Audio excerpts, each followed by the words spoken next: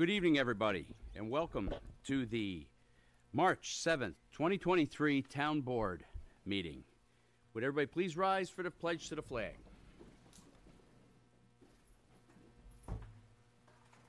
Ed, would you like to lead us? Allegiance to the flag of the United States of America and to the republic for which it stands, one nation, under God, indivisible, with liberty and justice for all. And if you remain standing and keeping your thoughts and prayers, all of our first responders, police officers, EMS, fire, who keep us safe on a daily basis in our community, and also the bravest fighting men and women who defend our freedoms on a daily basis.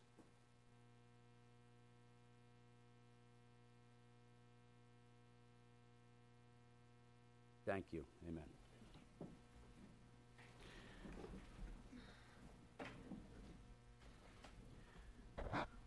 Starting on my right, introductions. Good evening, Diana Quast, Town Clerk. Deputy Supervisor, Councilman Ed Lachman.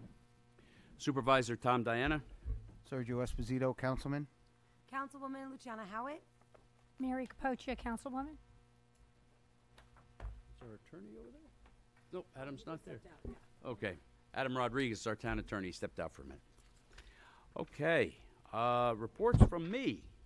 All right. I just want to, we're going to be brief since we got a little bit of a late start. Saturday, I was proud to join with Senator Murphy at the St. Mary's Food Pantry in Mohegan to present a $2,000 check with the proceeds that he got from the turkey trot on Thanksgiving Day. So we gave that to Cindy Smith there. I don't know if Cindy's watching or not, but it was a pleasure, an honor, and a privilege to give that to you along with the senator. Later on that day, we went up to Carmel, and with United for the Troops, we packed a bunch of boxes for the troops with goodies in there to make their plight, wherever they may be, a little bit easier. We're going to have a little presentation on that later, so I'm not going to go any further with that. But it was a great day up there. Went up, spent a couple hours, and it was really a lot of fun. Sorry, Tom. Fire call. Sorry. And then Mohegan Volunteer Fire Department and VAC, Volunteer Ambulance Corps, had their 101st award dinner. Many were celebrated that day. There was a gentleman there that made 700, and I think it was 65 calls out of the total 1,000-plus calls. So he got an award for that. But we also had a number of men and women that were at the life membership of 25 years and 50 years of active service in the Mohegan Fire Department. Congratulations to them all. One happened to be our very own Water Department employee, Adam Serrato. Congratulations, Adam, and everybody who was awarded with your certificates and your service. Thank you so much for keeping us safe here in the great town of Yorktown, and we greatly appreciate your efforts. Okay. Ed? Yeah, okay. From the seniors, or for the seniors, tomorrow, March 8th, at 10 a.m. at the Senior Center with the Yorktown Police Department, there will be a fraud prevention seminar from 10 to 11. Highly recommend anyone with, senior parents around, or even if you're a senior listening, come and hear about the new and disgusting scams that are going around. Unfortunately, our seniors are often prey to these people, and hopefully hearing it from the police will make a difference. I can tell you, on my mother-in-law's 87th birthday, going out to dinner that night, she was so upset because she got a call from the Federal Trade Commission telling her that there was a warrant out for her arrest. And I literally had to call the Yorktown Police Department with her in the car. And she then settled down after hearing, no, they did not have a warrant, and they probably wouldn't have given her any notice anyway before executing the said warrant. Not how it happens, but she was very confused about it. So and you know what? The last thing we want to hear about is someone losing a lot of money or any money to something like this. And sorry, I have to bring my words down a little bit because I feel very strongly against this. Also, in the month of March, instead of the third Friday of the month, the senior advisory meeting will be on the 4th, which is the 24th, due to St. Patrick's Day. So the advisory meeting, senior advisory meeting, is open to the public. It is right here in the town boardroom, and it is open. They open the doors at 1 o'clock, so you could come, and they usually have a guest speaker. Some very great information there. From the veterans, so this is sort of art and veteran related. The Kappa Space, a nonprofit photography space, is going to be doing an upcoming exhibition called This is Robert Kappa on view from April 8th to October 8th. The exhibition will feature photographs by Robert Kappa, who's widely regarded as one of the world's greatest war photographers, and he'll present and they will present both his most iconic and lesser-known works.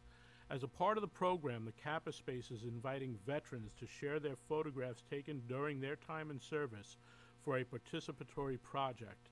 A panel, including the exhibition's curator, will curate the submitted photographs and create a slideshow to be presented at the exhibition space.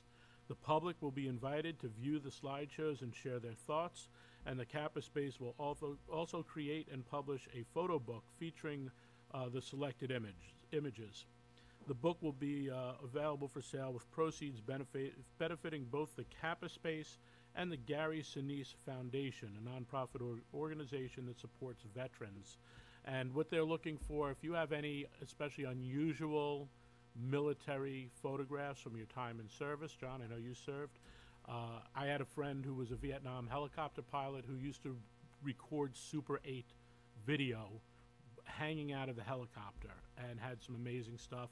So anything like that you would like to get over to the Kappa Space, you could just contact me and I'll put you in touch with them. The Kappa Space is at the old Friends Meeting House on that's not Quaker Church Road. All right. So also from the veterans, the Sons of the American Legion will be doing their veteran fundraiser for St. Patrick's Day with a corned beef and cabbage dinner that could be picked up on St. Patrick's Day between 4 and 8 at the center at the American Legion Hall. They have both single and family of 4 orders, homemade Irish soda bread, and they will even have some 6-packs of beer available as well. And the cooking will be done by Chef Rob. So thank you, Chef Rob on Wheels. He does a great corned beef, and his recipe for soda bread is amazing as well. Also with the Sons of the American Legion, the Honor Field Flag Program, which are the American flags that you see out in different areas, has started up again for the spring. They are taking orders. And then the Military Tribute Banner as well. The Tribute Banner program are those military banners with people in the military hanging on the lampposts. Those you need to be a military person for. The Honor Field program, you could sponsor anyone you would like. The flags are tagged, and they are up in the area from Memorial Day to Veterans Day. Also, sort of veterans, United for the Troops is having their big gala dinner this Friday at Villa Barone. It's $100 a person. They do still have some seats available, last I heard. Patty, yep, I'm getting the nod that they do. You could see our next, one of our presenters this evening, Jim or Patty Radschmidt, if you're interested, and they'll give you some information on that. Also, our police, Captain Kenny Scroy Act of Kindness Day is March 16th. Donations that are received from the Act of Kindness Day will be benefiting Hope Store and United for the Troops as well, one of the charities that was picked out. And the last thing, just a reminder for all of our families at home, the Teen Center is open on Fridays from 5:30 to 9:30 p.m. at the Cappellini Center. It's open to 6th to 12th graders. You can find out more information at yorktowntc.org. And it's a great place for our kids to go, have some supervised activities going on, and still have a little sense of freedom. They do a great job for our kids there. Thank you. Okay, thanks, Ed. Serge.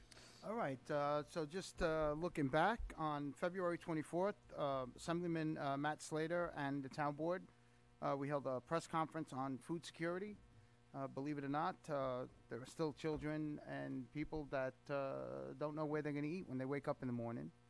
And it was in conjunction with the Garden of Hope and several other food pantries. So I believe there are going to be some bills introduced to try to mitigate the situation. I said at the press conference that, when I wake up in the morning, I make sure that my kids are safe, they have what they need, they know where they're going to eat. Some kids come from broken homes and they don't have that security, and they shouldn't have to wonder where they're going to be getting their next meal or how they will be getting their next meal. And one of the bills that we were speaking about is going to introduce some kind of meal plan for everyone involved at schools, because for some children, school is the only place they might be able to eat, and they shouldn't have to worry whether or not there's going to be food at the school either. And so that was part of what the bill was for. On March 11th, looking into the future, we are going to have a Eagle Scout Court of Honor at St. Patrick's, and there are going to be 4 scouts that will receive their Eagle, so it's going to be a big deal. There's going to be, on the same day, on March 11th, the grand opening for Four Seasons Spa. That's going to be at the JV Mall. We got a new business in town. I didn't even know about it. It's called the Bubbly Pony. It's at the JV Mall, the Bubbly Pony, yeah. So it's a cool concept. So it's a traveling bar, which, I showed up a little, no, they have alcohol. I showed up a little late to the award. And if I had known that they actually had booze there, I might have been a little earlier, you know what I mean? But hey, I'm being honest, all right? So, but anyway, yeah, it's a different concept. They have pop-up shops at this place, and they also have a traveling bar, so you can hire them for parties and barbecues and backyard stuff and that kind of stuff. It's a really great concept. They won the Best in Business award for the 94th Assembly District, and there was something that Assemblyman Matt Slater does once a month. So they were the recipient, and I'm very proud of that, because a business in Yorktown won, and the 94th Assembly District is pretty big. It's Yorktown, Somers, and most of Carmel, Brewster, and all of that. So I'm very proud that we showed up on the map. We had a really nice grand opening at Argonne Rose and Ribbon Cutting. Argonne Rose Brewing Company is located where? Mohegan Lake. Is Ken in the audience? Ken, Mohegan Lake. Thank you. Please, no applause. So it was in Mohegan Lake. It's in Mohegan Lake. It was actually a really nice place. It's the Old Stone Church on East Main Street. And so we had a really nice grand opening for them, and we welcomed them to Yorktown with great fanfare. If you look here, Tommy, can you pan to the Library Giving Day poster under the TV here? It's Library Giving Day on April 4th, 2023. So if you're feeling generous, there's a QR code. You can step up. We will have it posted on our site. But the library has done so many wonderful things that really needs our full support. I continue to speak out against Governor Hochul's control. And although the governess has broad powers, and that position has broad powers and wide and broad powers, usurping local government control and local government processes is not one of them. And there is an incredible amount of bipartisan support for this. So we continue to watch this unfold, and we continue to see the bipartisanship grow against this. Thank you. Sergio's absolutely right. I was at a round table this morning with just that topic, and more and more bipartisan support is coming out against it. and it's gotten to the point where I think the chant is going to be local, not hocal. So we're working on that at this point. Many places don't realize that that whole compact that she is proposing is going to so adversely affect our local way of living here, and not only here but in other communities throughout the county and the state, that it would be not advantageous for anybody to do that. People aren't thinking about your infrastructure, which not only includes your sewer, your water, etc., but also your police, fire, ambulance. It's very, very deep. So that being said, thank you, Sergio, for reminding me. I had forgotten to say that, and Ed had one other thing that he had forgotten here, and then Luch. Yeah. So there was actually another grand opening today. Sergio couldn't make that one. I had represented BG Entertainment at the mall. It's a memorabilia place. It was amazing. They had 4 athletes there, including one of my personal heroes, Mike Richter from the New York Rangers, bringing home the cup for us on that big stop on Pavel Bure. And there was a 1-year anniversary of the beauty spot where they cut their ribbon. That's also in Shrub Oak. But I did forget, and there are some flyers on the table for later. We have announced our next Holocaust Remembrance event. It'll be Thursday, April 20th, right here in Town Hall. We will have our keynote speaker, Rabbinic Pastor Dr. Eliza Erber, and she is a Holocaust survivor as well as a child of Holocaust survivors. So her mom survived, her dad did not, but very compelling story. I highly recommend seeing it. If you cannot see it, our great producer in the back, Tommy, puts it online. And you could also find the other 4 that we've done in Town Hall by doing a search on online for Holocaust Remembrance events for the Town of Yorktown website. Thank you, Ed. And I got to say, kudos to Ed. He puts this on almost every year. COVID kind of put a little damper on that. And I've said it before, and I'm going to say it again, that you can read about it, you can watch it on TV, you can watch movies on it, but until you actually hear it from the voices of the folks that were involved in it, does it really resonate. Ed does a wonderful job with that whole remembrance ceremony. Kudos to you, Ed, and thank you, and keep it up, because it's enlightening. No, It really is. Thank you. It's a great effort from the entire team up here to do it, and really all the kudos go to the speakers who share their story. Some cannot. We had one speaker who'd never spoke about it, started speaking about it for a little while, and then it was just too overwhelming for him, and he had to stop talking about it again. So, it's just, it's kudos to them for having that fortitude to come up and talk about something so dreadful from their past. Thank you, Ed. Sergio, you had forgotten Yeah, something. just I was remiss. I want to thank the Yorktown Chamber of Commerce. I see our president back there for continually being part of the community, and they are the ones that are hosting the Four Seasons Spa grand opening. So just wanted to give them a special shout out. All right. Great. Luciana. You're so sweet. Okay, so I would like to just talk about the Act of Kindness Day on March 16th. They have partnered and are collecting items with United of the Troops. Where's the United for the Troops? They're there. There they are. And also with Hope Store. Did you want to mention what they were going to collect for? No, Okay, so regardless, they're collecting iPads, tablets, clothing, all sorts of material. You can go ahead and deposit it at the headquarters, at the police headquarters, or here in town. At Hope Store, we reach out to our community asking for donations for our residential clients who seek shelter after escaping domestic abuse. We are currently seeking donations. Twin bed sheets. I bet we have a few extras of those. Gift cards in any capacity. Amazon tablets.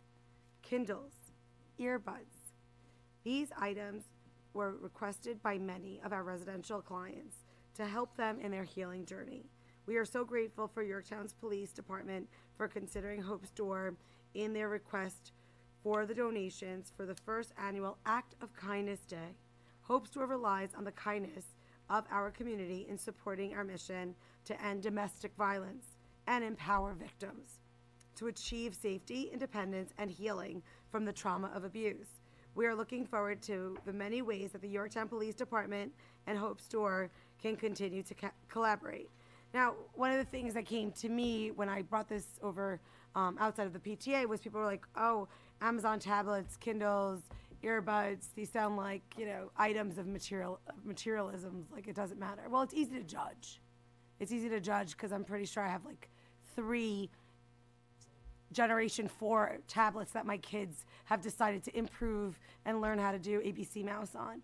And it's easy to judge the silence that we get from our earbuds when we're walking around the house, just kind of doing our normal chores, but we get to listen to an Audible or we get to listen to a podcast that might save our lives that day, that might give us something to hold on to. So I want us all just to dig a little deeper.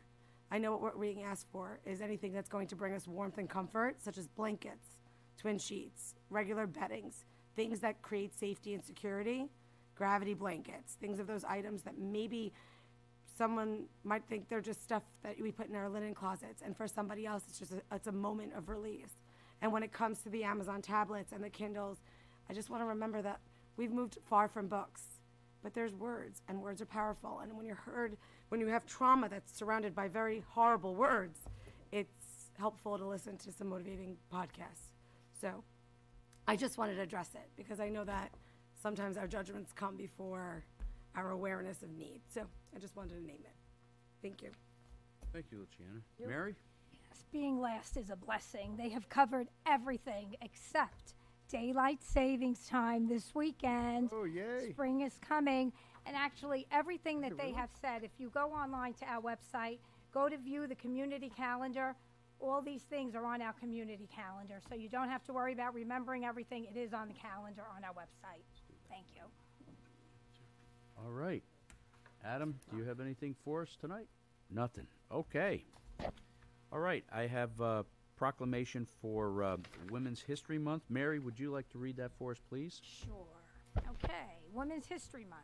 Whereas the month of March is observed nationally as Women's History Month to promote equality and celebrate women's roles in history and society, and whereas Women's History Month honors and celebrates the achievements of American women throughout the history of the United States who have struggled for the past 200 years to gain rights, not simply for themselves, but for many other underrepresented groups in America. And whereas this year's theme for Women's History Month is celebrating women who tell our stories, women that encourage the recognition of women, past and present, who have been active in all forms of media and storytelling, and honoring women in every community who have devoted their lives and talents to producing art, pursuing truth from the earliest storytellers through pioneering journalists whose experiences have been captured by a wide variety of artists and teachers. Those include authors, songwriters, scholars, playwrights, and performers throughout town, women who have long been instrumental in passing on their heritage in word and in print to communicate the lessons of those who came before them. Now, therefore, be it resolved that the Town Board of the Town of Yorktown proclaims March as Women's History Month in the Town of Yorktown. Congratulations, women. Yes, congratulations all. Can I get a motion? Motion. No. Second? Second. All in favor? Aye. Opposed? So moved. Okay, next on our agenda will be the proclamation for Irish American Heritage Month. I'm going to ask Maura if you'd like to get up and read that for us. Yay.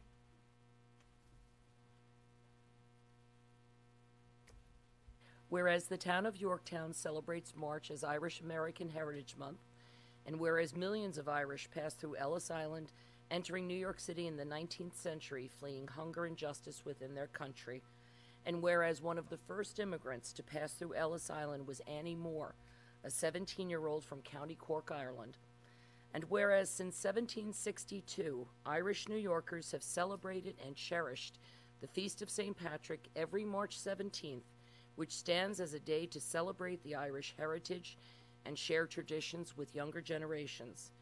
And whereas Irish Americans have defended our nation, most notably through the Fighting 69th of the state of New York, whose members fought in the American Civil War and World War I, and whereas Irish immigrants and Irish Americans have contributed greatly to American society, the state of New York, and the town of Yorktown, and whereas Irish Americans are deeply committed to family and community and exhibit an incredible work ethic, as shown through the many contributions to our town and society, now therefore be it resolved that the Town Board of the Town of Yorktown proclaims March as Irish American Heritage Month in the town of Yorktown.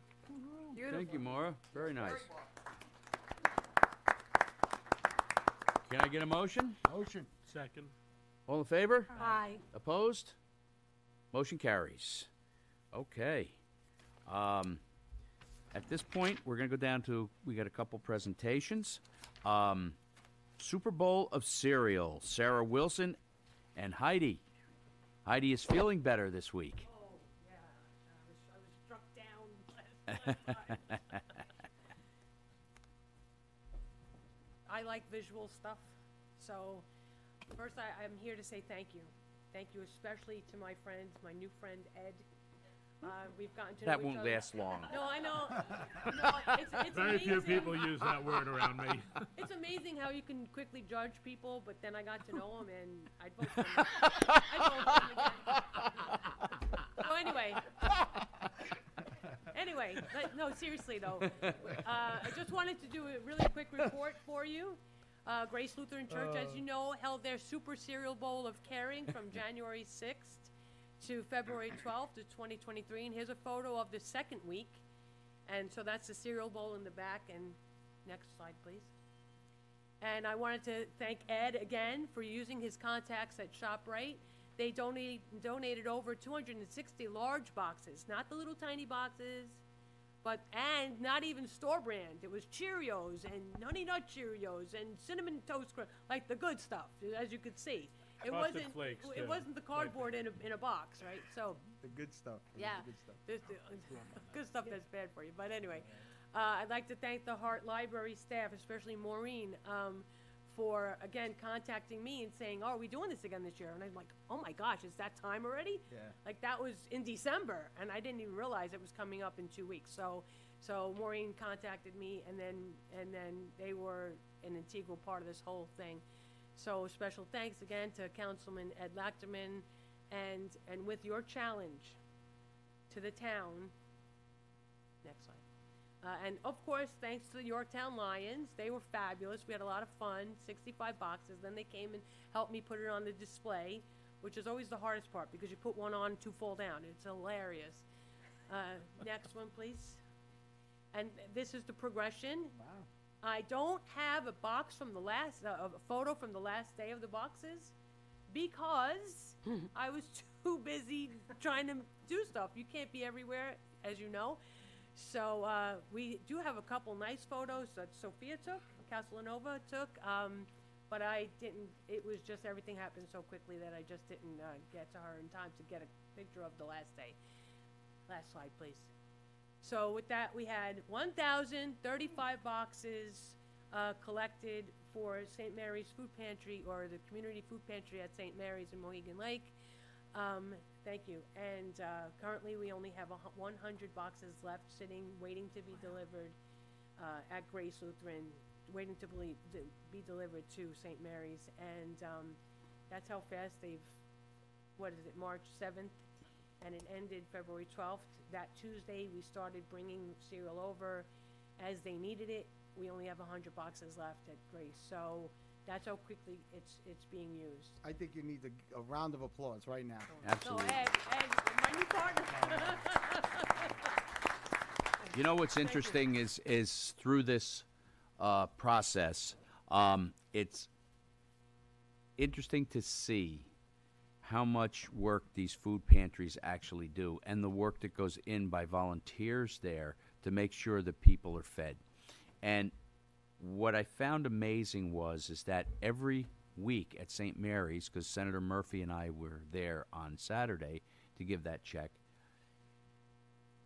They feed about 600 people a week. It's amazing the amount of people that actually are in need right now. So if you can donate a box of cereal, any kind of non-perishable, it would be so greatly appreciated. Drop it off at St. Mary's or one of the other food pantries around. And Heidi, could you speak to that a little bit on? Well, I know that they do need shelf-stable milk to go with the cereal.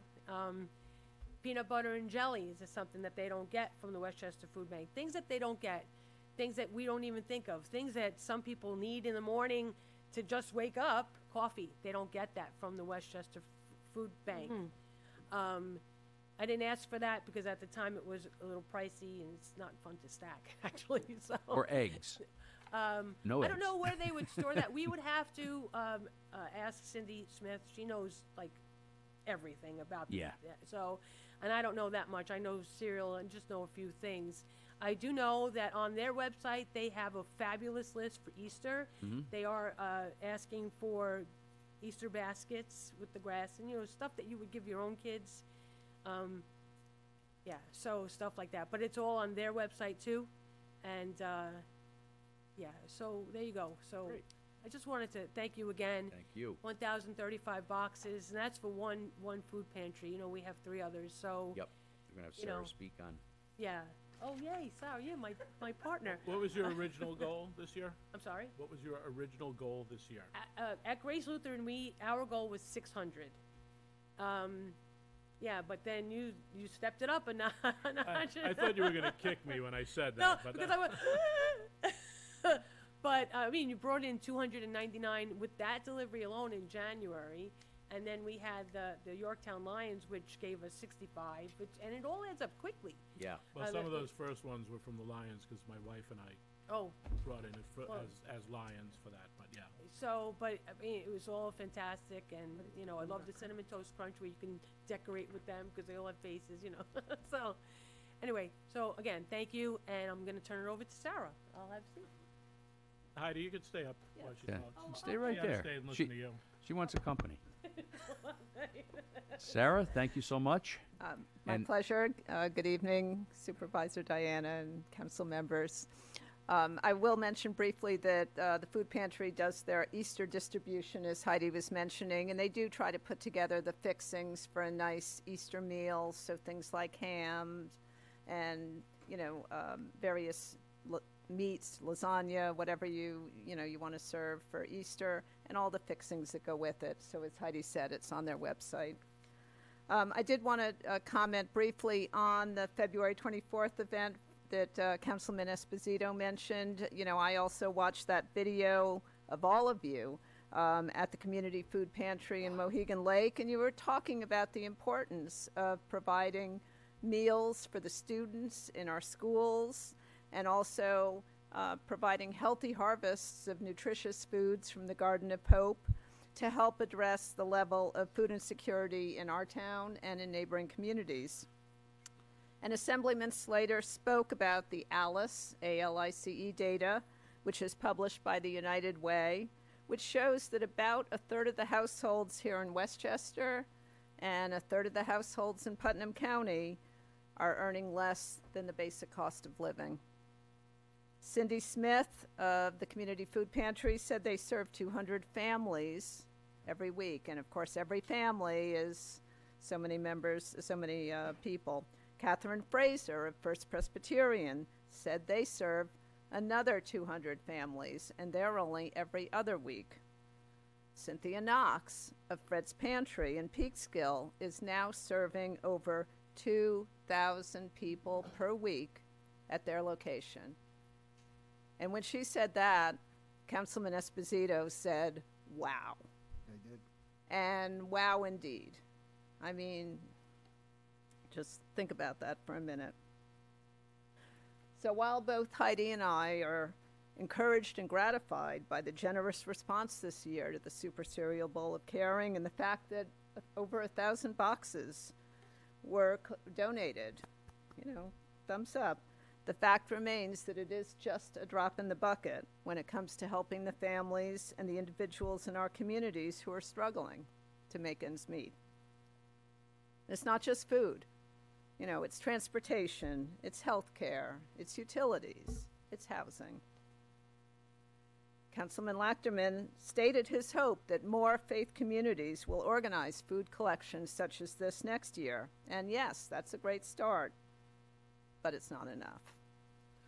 So I encourage and urge you to continue to really listen to the food security task force members, as I know you do, and especially Councilwoman Howitt here in Yorktown, and thoughtfully consider what actions this town government can take to help our struggling residents remain housed and fed and healthy. Thank you. Thank you, Sarah. Thank you. Thank Sarah, you. don't Hey, go guys, away. don't go we anywhere might yet. we might have some questions. Yes, So, I'm used to courtesy of the floor where I have 3 minutes. No alarm. 3 minutes. So, say I don't have time to go out and get food. How can I make a donation? What donation has the best bang for the buck, so to speak, for our food pantries?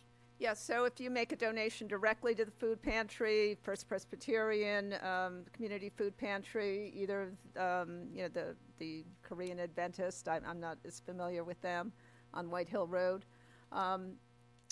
they can, that money goes further than it would for you just going to the grocery store and buying something, because the food pantry can use that at the food bank. So that money goes far further. So that's a great way to support. Can you make a donation to the food bank who sends out a lot of stuff and say, hey, we'd like this to go to the St. Mary's in Yorktown or First Presbyterian in Yorktown? That I don't know. I know the Feeding Westchester, the Food Bank of Westchester, accepts donations. You can also volunteer there, you know, which is another opportunity. You can also volunteer at the Community Food Pantry. Setup starts at 8 a.m., and then I believe they start distributing around 10 o'clock. Did anyone else have another question? No, I That's it. mean, So- keep up the great work. I know all of these things are just, as you said, a drop in the bucket. You know, but you know, that's no reason not to continue to push forward, because all of these things cumulatively, you know, add up to a lot. And I said it that day, and I say it again. It's only through the brute force of kindness in all of you guys, and we really appreciate it. Yeah, we thank you very much. And as was talked about that day, the programs for kids to have breakfast and lunch at schools, it's so important. You know, without fire in the furnace, you don't get heat, and that morning breakfast starts the fire in the furnace to make the kids think and be active for the rest of the day, because by lunchtime they're ready for refueling again. You know, and why that isn't mandated at this point is what the state assembly and Senate are now working on, so that it is going to be funded well. So, May I say something? Sure. So Heidi, can you just give the address for Hope's Garden? It's for the Garden of Hope, like the actual Garden of Hope location is on, on, because we corner. had our Green Thumb, our Green Thumb group. I know where But it is. one of the nice parts about it, I think people are also forgetting, is it's yes, there's kindness, and there is a very direct link to malnutrition and mental illness. Like it's straight gut to brain, and we are suffering tremendously on the forms of all different types of addictions and mental illness. And one of the beauties about what I find at the Garden of Hope is that we not only show how to eat nutritious, you know, worm-made vegetables, because I heard about the cultivation of the worms, but we teach them how to grow it and how they can actually create that bit of growth and be able to take a plot of land, and you can give some history on that, and turn something that had no vision into something that now is feeding over 700 families, which is just amazing. So yeah, I really just want to bring that out because it's not just what we can drop, it's also understanding and having a conversation, like you said, from Cynthia down to all of these different community banks and Feeding Westchester is also figuring out where there is a need. Maybe there is a cereal need. And if we can, Ed, continue getting random donations of cereal, just saying that I'm sure there's a lot of children that would love it. I know that I buy a box and it's $6 this big and the bag inside of it is this big. And my 2 boys are having it for dinner because they think it's the best treat ever. But, like, there's something there. We need a lot more, so. Just to answer your question, the Garden of Hope is at the corner of Curry Street and Tulip Drive. It's about a mile down from the corner of Curry and Gomer Street. And down are there Curry. still plots available? Do we know There if there's is any plenty extra? of- Because they said they were going to maybe create more rows. There is Yeah. plenty of land and plenty of space for anyone to volunteer. And I believe Saturday, March 18th, volunteers will be there putting peas in the ground to start the spring crop of peas at the Garden of Hope, so beginning at 10 o'clock. So what we really need at this point is our person that had a flatbed, a truck, not a flatbed, but a truck that brought our materials from faraway farms, you know, the alpaca stuff. The goodies. Yeah. We don't have that now, so we need someone to transport the Fertilizer? right, from faraway farms to the Garden of Hope. Then we have a problem now that the ground hasn't frozen all winter. We use the winter and the deep freeze to get across that field. So It's swamping. the only time we're allowed to cross that field to not destroy the field with a truck. So, you know, with the trucks, right now it's so soggy, you can't even walk in it. You're going to slip in. Supervisor, can we get plywood or one of those No, rubber that's- tarps to do that?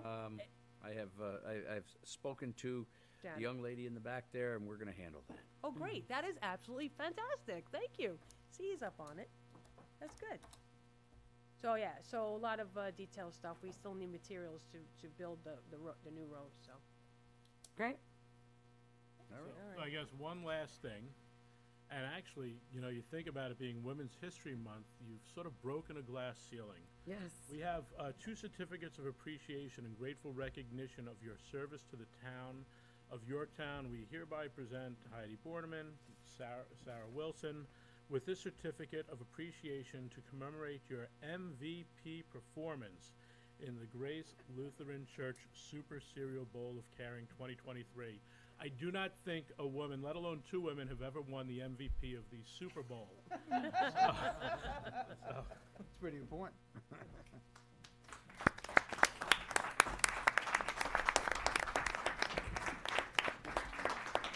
Thank you very much. Thank you. Usually it's my kids getting these awards. Oop. That's funny, yeah. See, You want to get a picture? For our Super Bowl champions? Yeah. All right. No, normally it's my kids getting all these awards, and I'm sitting there going, "Oh, that's great."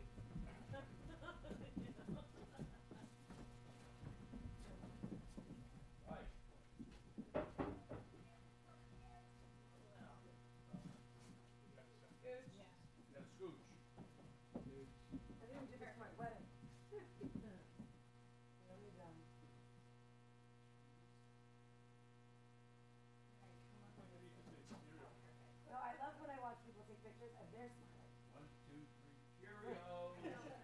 No, I know my kids are like. Thank you.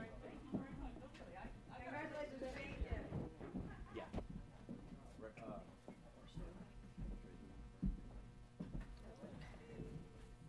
Unite for the troops. All right, so I did these. Oh, sorry, Serge. This table got to get moved out more. Okay, he said yes. But then I'm All right. Let get the super call. Put the microphone. The microphone is no longer. Oh. Thank you, Diana. Sorry. There we go. Sorry. I'm gonna bring up a young man at this point in time, Jonathan Almanzar. Okay, Jonathan is through the Yorktown American Legion, going to Boys Boy State certificate. Is that what it's called? If you could tell us a little bit about that and how that works for you. And you're sharp as heck up there. Thank you. You too. Wait, thank you. He's my favorite tonight. You're too kind, really. We see right through it. All right, well, so Boy State is a program that only juniors can go to in high school. So pretty much what it is it will help me pretty much learn how you guys function, pretty much. It will teach me. Well, Or not. we can hang out if you want. No, like, We got a little wild in this blonde game. so it teaches leadership and government placements. It teaches us how to really, what I'm doing right now, like publicly speaking and everything. It'll reinforce everything that I need to do to really gain leadership roles in government, federal government as well. It's sponsored by the American Legion, actually, right down the road, across from the track. So, the last week, I actually spoke with John Witt about this. So, I actually have some papers that will help me get into American Legion that I'll need you to sign for me. Bring them right up here. Yes, please. Absolutely. Well, you're off to a good start. You got the suit, the tie. You know what you need? You need a pin. Yeah, I got a pin for you. Hold on a second. Aw, Serge. There we go. Hang on. This is your pin. I know I probably. Let me see. Yo, you got a flag? Yeah. Hang. Thank you. Woo, you are looking sharp. You know, Sergio always tells me I'm looking sharp as a marble. Look at I this don't kid. know. But hang on one Turn minute around, there. show them there. Oh, you got Oh, it's giving you a town one. We're gonna give you gear. This is like, you know, when people used to date, they used to give, now you're too young for that, right? Yeah.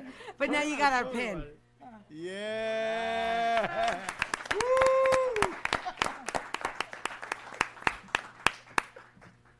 All right. Where do I sign this here, Jonathan? Let's see. It should be in the middle, or wherever there is in the same. The bottom is where the American Legion is on top. It's on top then. On top. First page on Top. top. Sorry. Future county chairman. I guess that would be me. Yeah, we searched it up. Headquarter. You know what's best? He's going to my old alma mater, Lakeland High. Yes, I'm gonna be a Lakeland High School graduate. Hey, I made it. You're looking You'll be good. good. Thank you. Yes. Gotta be Well, here, right? Where's it being held this year? It's Morris. Yeah, SUNY Morris. I'm not sure. I On the haven't campus, decided. yeah. I'll have them come see you at the end. Yeah. 'Cause that might be through the Mom, is paper. this the area here where it says? Yeah. Okay. Sorry. Do we all have to sign it or just one? Just So what made you decide to apply for Boys State? Well, I'm glad you asked, actually. So I'm looking into colleges, and one of the ones that really caught my eye was West Point. And I got in touch with a few of the reps there that will help me get in, and they recommended Boys State. So I'm getting into Boys State so I can get more experience in what I would possibly learn there on the campus, alongside with military service. So Now, if I were in high school, as I was 50 years ago, 40 years ago, something like that, Why? 40, Why? how would I apply for Boys State? well, for Boys State, it was simple, honestly. What you had to do was I had to I love this kid. Thank you. Keep going. No, Thank you're you. doing great. It was simple. great.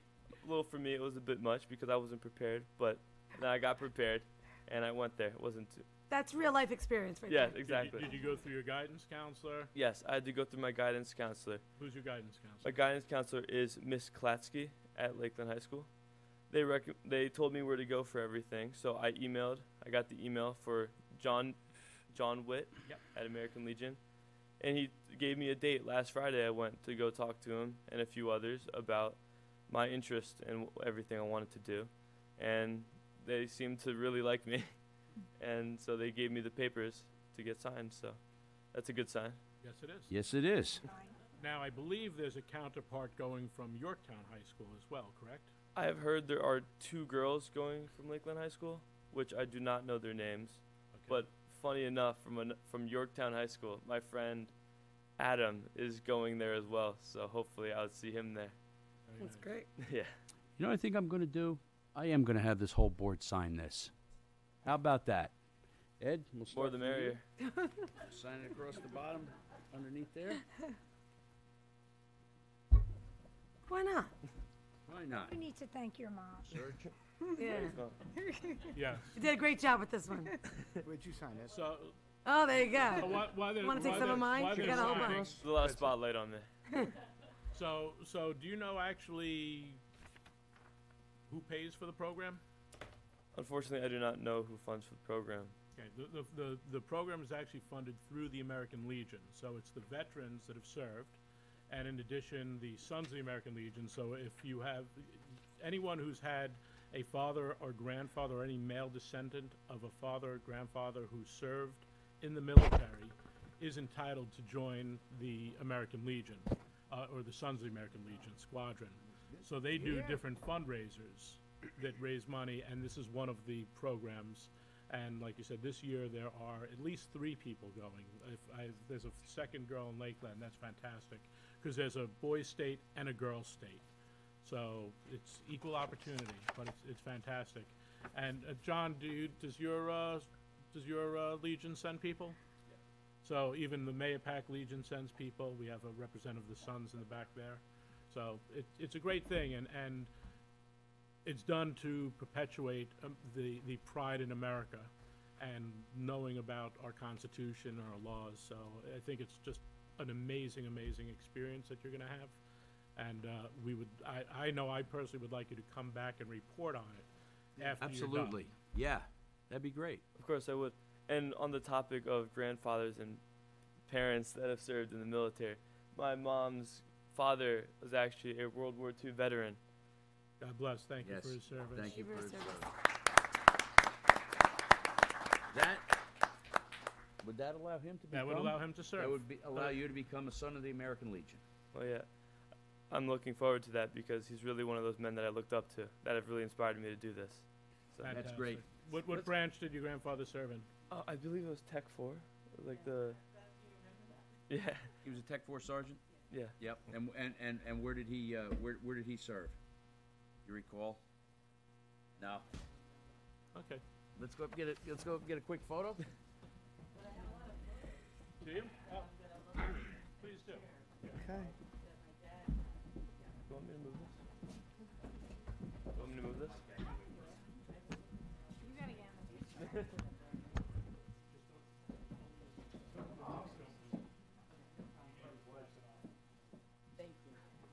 Yes, so I remember.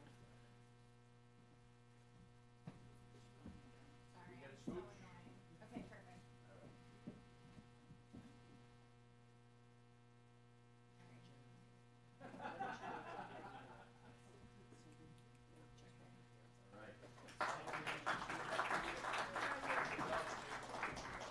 Not only did you get one signature, you got all 5 of us. Thank you very much. You're welcome. My pleasure. Don't trip, don't trip. You gonna scooch? All right. Okay. We good? We're good. We're good. United All for- right. All right. Thank you so much. All right. Now, last but certainly not least on our presentations here, I'd like Jim Ratchmit and his beautiful wife Patty to come on up here and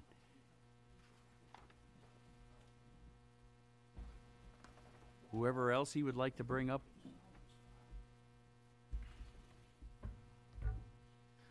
So, Patty, I hear you're going to be doing all the talking today.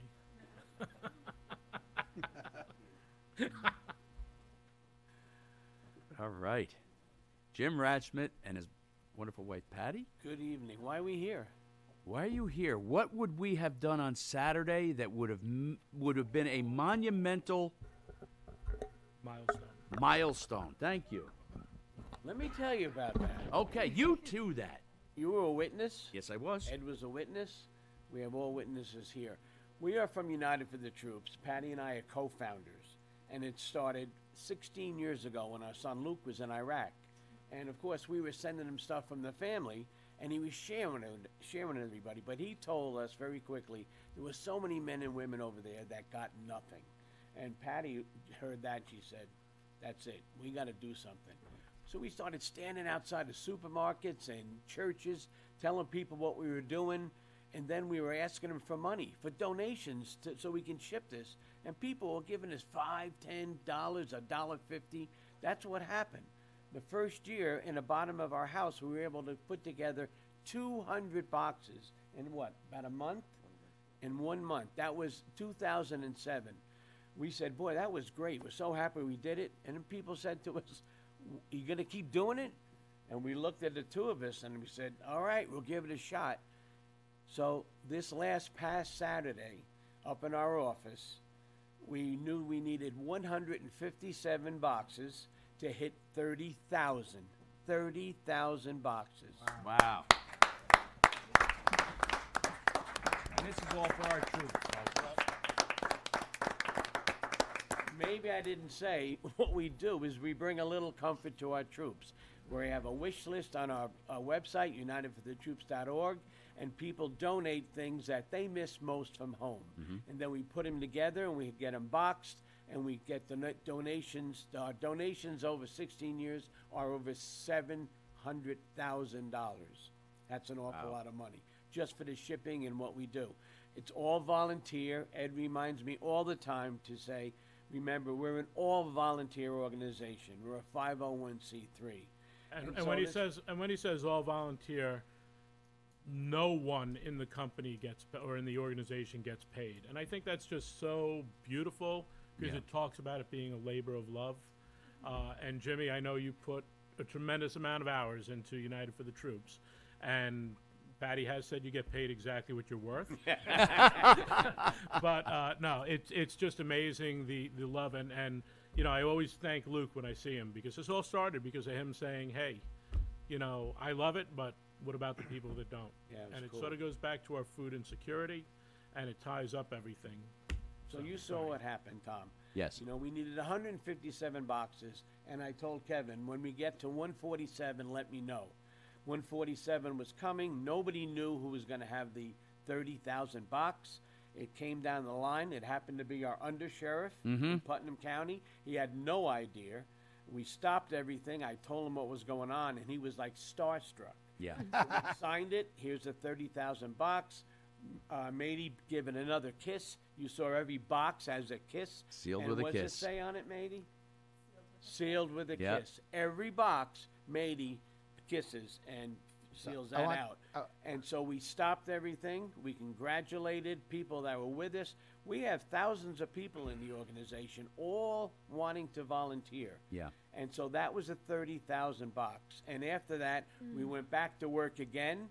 And for the whole day, what was the total? 270? 280. Oh, he got the number. 287 for that day. So we're here thanking your community. Everybody on the board knows what we do. We've been invited to Yorktown many times, and you've been gracious and promoted us. Matt Slater has been wonderful.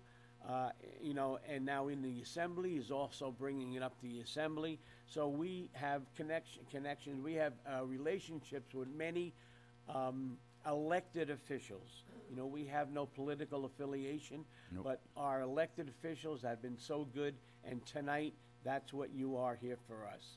I just got one question for you. Sure. I wanted to talk about one item that really, like, when I was learning about you guys and figuring it all out, there was one item that a little girl came up with as an idea, and it's this little bag of dirt that goes in every box.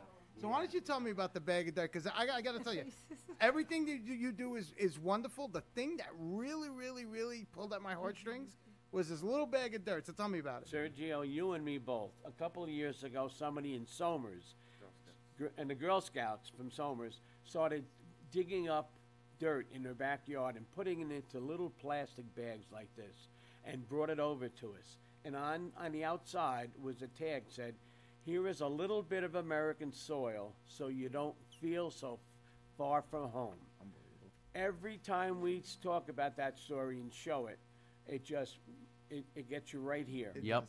Last year, we got an email from a Marine medic who said he carried it in his backpack, and if there were any casualties, he would place it under that casualty, and if he was going to leave us, he would leave us on American soil. So that brown box gets put together with things that they miss most from home, that soil, cards from kids 2 years old and 100 years old, and you've seen it many times, and then it's sealed and weighed and put there, and then post office picks it, and it goes Yeah. all around the world. You know, Unbelievable. it's an amazing operation that we've been able to do from our family, and now it's reaching thousands of volunteers. And these people right here have been, Kevin has been with us from day one. You've been with us for a couple of days now. What are you crying for? Mady has been with us. We met by sending gift boxes to her son, and she got associated with moms that had children, service members that were serving in combat, which was very, very difficult.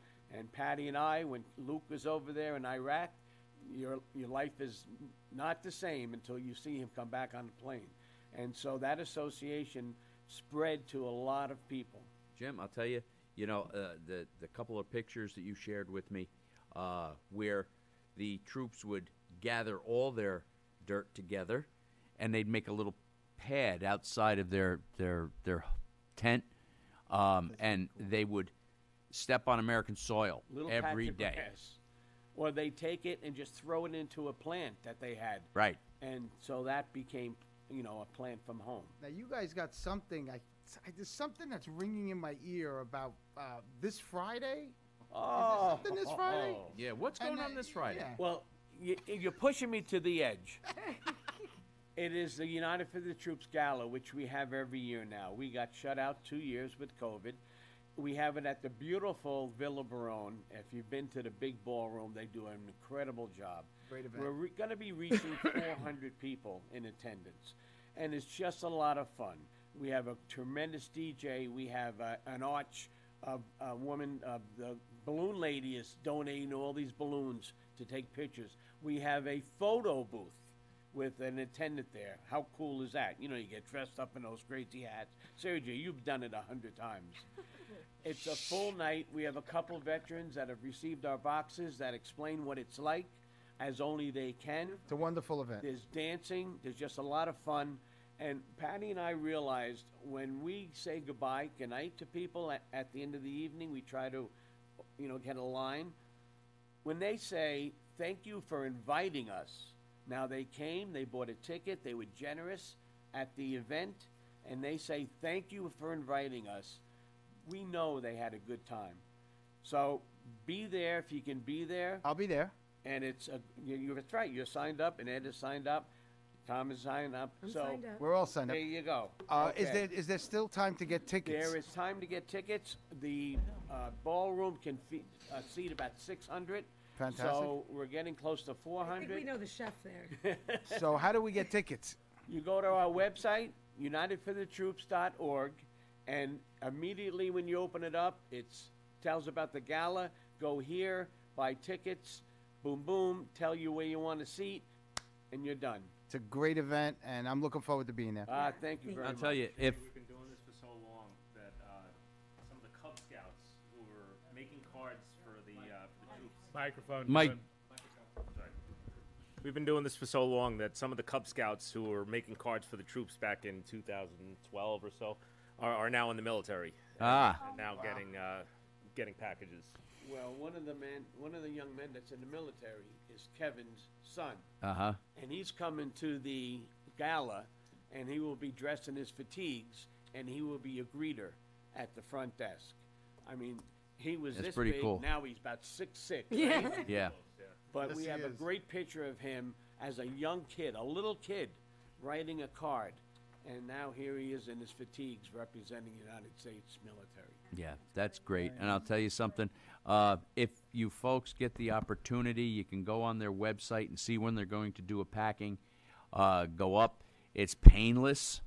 The boxes are ready for you. You go around in a circle and you put toiletries or candy or food products in there, non-perishable food products. You bring them to a table and they're sealed up, and down the table it goes.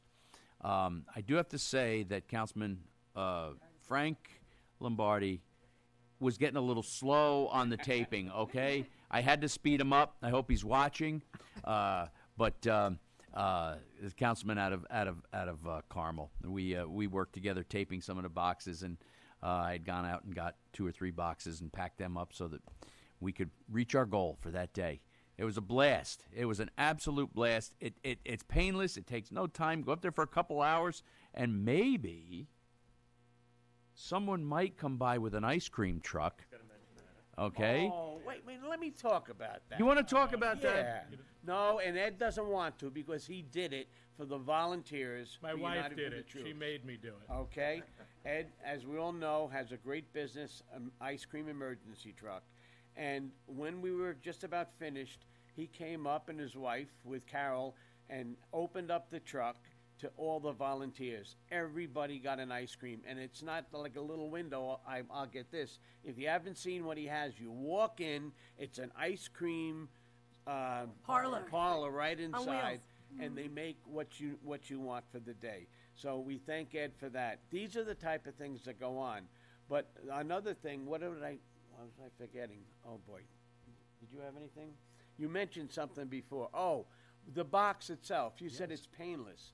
But something happens when you pick up that empty box and you make that gift. It becomes a gift. It's personal. Yep. You're thinking about what would you think they would like. And you come around and you got your box and you present it to somebody to look at it and make sure it's okay. And that box, it was a gift. It started off empty and now it was a gift to somebody 1,000 miles away. And you actually do. You look at the stuff as you put it in there, and you go, I think he or she would like this. and somebody had camo tissues. I had to put in the one box I packed. I saw camo tissues, and you're right. You're right. It was really, it's really a unique experience. So, One second. so I was gonna say, and then we get the thank yous from the troops, and they send pictures back, and you see them opening the boxes, and you're like, wow, I could have packed that box. Yeah. It's a pretty Rewarding. incredible. It's very rewarding. Very funny, Eddie said he wasn't going to talk. You should know better. You can't stop. I just want to say thank you to everybody here. Most importantly, I want to thank our community and our extended communities. We first started this, as Jimmy said, out of our home in Mayapack, and we made a little path to get through the house by the end of it. Our first packing was actually here in Yorktown at the VFW. We did 250 boxes after just 4 weeks of being out there and nobody knowing who we were. Little did we know this was going to continue. We have since had, we were since based in Mayapack. Business owners there were good enough to lend us space to store our things. We ran out of room there. Carmel has now given us a huge area up in on Glenina Avenue in Carmel, which we've been to for several years now. We've had thousands and thousands of volunteers over the years, from little children to senior citizens. We could not do any of this without all of you. You are the backbone of all of this, and our military is extremely grateful. We tell everybody, please, if you know someone deployed, send us their address. We'll send them boxes. It never costs to anybody. And so many families will say, no, we send them. It's okay. You send them to others. It's not the point. The point is for those military members to get a box from an American citizen that they know nothing about, that doesn't know them, to get those boxes and get those cards from little children to senior citizens and everyone in between that says, we haven't forgotten you. We think about you. We pray for you. It means more than you'll ever know. Thank you. So thank you, thank you, thank you. And the only thing I ask is that I ask everybody that helps us out is to pray that one day we're not doing this anymore. Yep. And they're all home safe. So Thank you. thank you so much for what you folks do and for all the volunteers that do pop in and give you a hand. But the question I have is, how can people help? Monetarily, number one, we know that. Where would you send money? Where do you drop stuff off? And how do you get that arranged? All of that information is on our website. Okay. UnitedForTheTroops.org.com. We have a wish list explaining all the things that we can use to put in our boxes. You can donate through PayPal, through Venmo at UFT-2007. You can come to our gala on Friday. Okay. It's our biggest fundraiser of the year. More importantly, it is a lot of fun. We have a golf outing in September. And this summer we're having our second Kids Fest because my grandchildren were very upset they could not come to the gala. So we had to do a Kids Fest, which is really appropriate because so many kids do help out during the year. So it's nice to have a little something for them. And that's it. Just go to our website. You'll get any information you need. Great. Actually, I understand that you guys have something new to raise funds, which is a brand-new challenge coin. This is correct. I forgot about the challenge card. Yeah, that was designed by Yorktown resident Paul Martin. You see it? So it's an amazing, amazing thing, and that'll be It for, is. will that be for sale at the It will dinner? be. They're $10 each, and they are the challenge coins that we just started selling. We also sell T-shirts, sweatshirts, and pretty much anything we can. We do anything to raise Do money. you do any raffles or We have prizes a raffle at this the? Friday night. Okay. It's $100 a ticket, but there's only 300 sold. The first prize is 10,000, 3,000, and 2,000. And so yeah, we Any other, like, silent auctions, anything like not that? not for Friday, but for we have raffles for gift baskets. Okay. A lot of gift certificates for plays, for golf, a lot of gift baskets for various things. I believe we have a guitar we're raffling off, and there's quite a few things. And If Jimmy, you want to come see me tomorrow, if you're in the area, I have a autographed mini helmet from one of the New York Giants for you, too. and this is our challenge coin. Can you zoom in on that, Tom? I don't know. That's that. So those are available again through our website. Any information you need, Jimmy's phone number's there. Call him anytime. Trust me, he'll be happy to talk to you. You know, he's so quiet and shy. Yes, I know. It takes a lot of prodding. All right, folks. Thank you all. Thank you so much.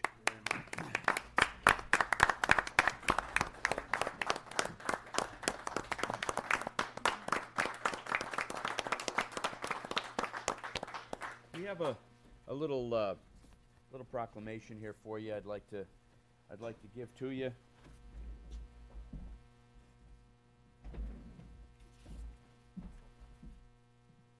United for the troops. There we go. Otherwise, you'll get yelled at from the back. Oz in the back gets upset. All right. All right. Where it is fit and proper to recognize achievements of those individuals who substantially contribute to the vitality of our community and the entire town of Yorktown, and whereas United for the Troops was created by friends and family of our troops serving the United States of America overseas, and whereas the sole purpose of the organization is to make life while being deployed a little better for our brave men and women serving in the United States military by collecting food, toiletries, and goods that the military does not provide them, which baffles me.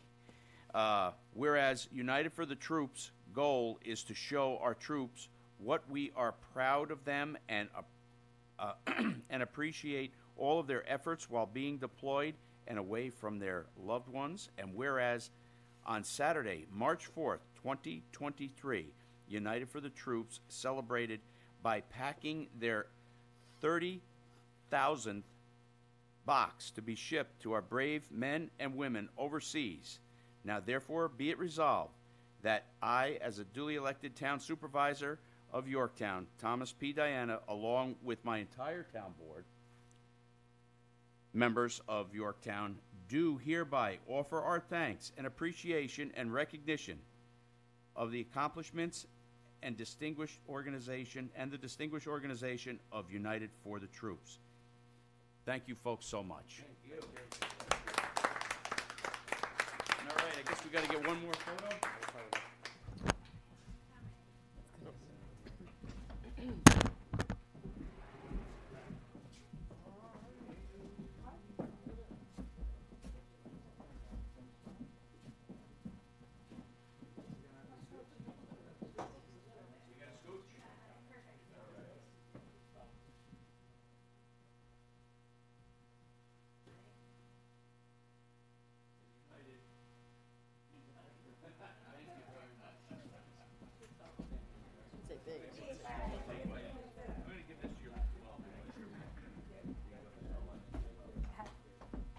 Go ahead, can you get in? Sorry. You grab which one I'm gonna wheel first. Congratulations. Ay, mamá. Ay, Dios. Okay. Done. I'll get hugs later too.